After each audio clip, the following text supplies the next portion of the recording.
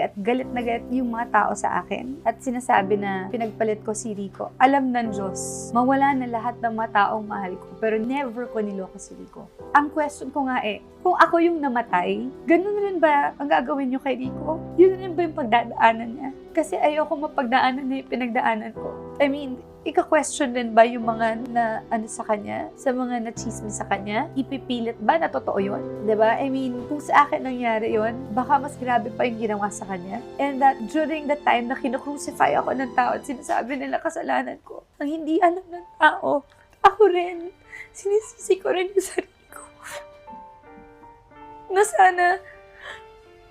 sana mas maging compassionate or understanding yung tao kasi kung pinapunish niyo ako, pinapunish ko rin yung sarili ko.